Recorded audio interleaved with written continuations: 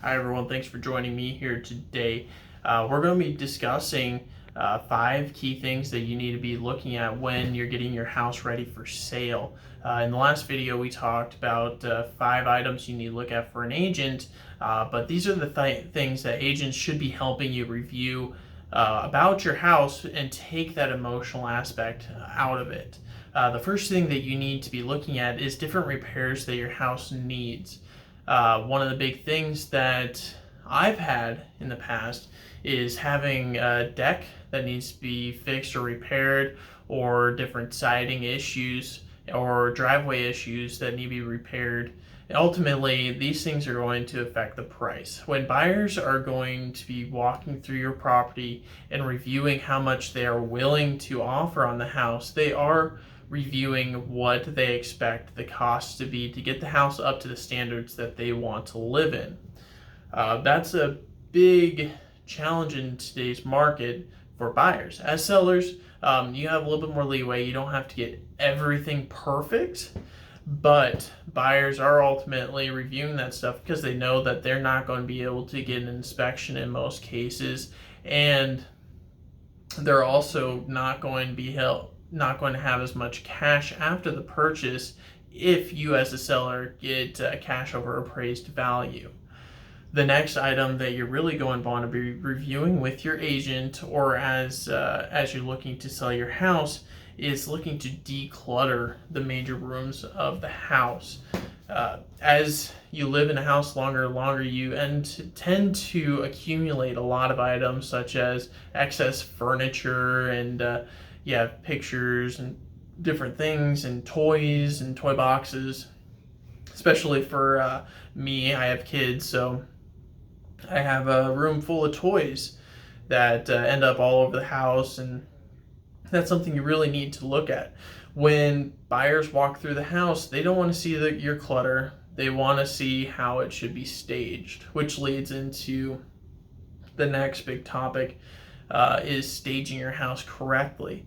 Your house should be open and welcoming when buyers are walking through. Houses aren't always that way. They're usually best suited for your needs as the owner, but when you're listing your house, you need to suit it for best needs of the buyer. The buyer should be able to walk through there comfortably. They should not be squeezing through between the couch and the recliner to get into the living room, or having to push chairs around to look at different spots in the house.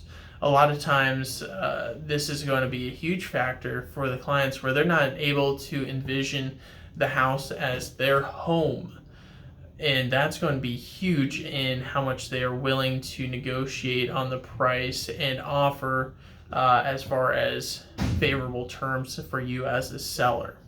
The next big thing that you need to be looking at is doing a deep clean in the house. When you're deep cleaning the house, it's important to understand that an outsider is going to be the best person to tell you what needs to be cleaned, because usually your nose and your senses usually become blind to different smells. For me, as an example, I have a dog. I'm around my dog every single day. The dog is welcome to go wherever he wants in the house. So there's going to be a dog smell in my house that I am oblivious to because I've lived with it for so long. Having an outside person come into the house and tell you, you know what, you have a slight dog smell, you have a slight cat smell, you have a slight, there's a slight odor or something coming from over here, that's where they're going to be able to come in and give you the solution to fix the problem.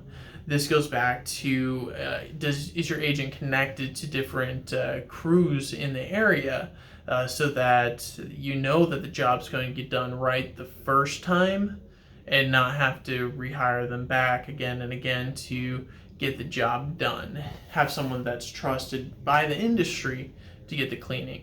I would say that's one of the more important points here, just because as a seller, you need to put yourself into the buyer's shoes.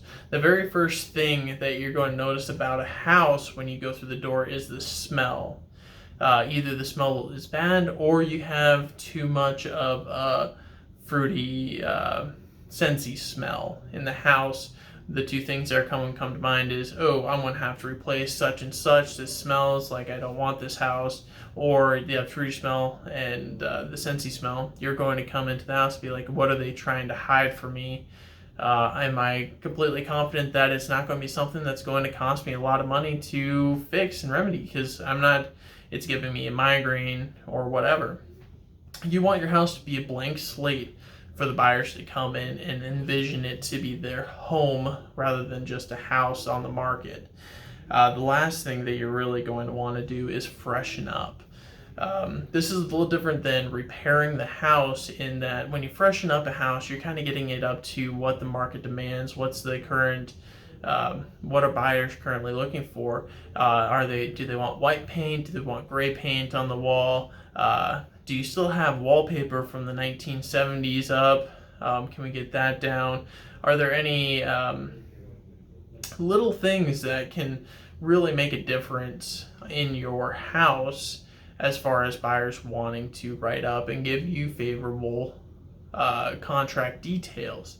Ultimately, everything that we went over in this list are ways for you as a seller to get better, favorable details on your house because you want to get the most equity or get certain terms from the offer. I hope you learned a few things about what you need to look and review in your house. And if there's any key topics that you want me to cover or you think that I need to go into more depth about, I'd love to hear from you, and have a great rest of your day.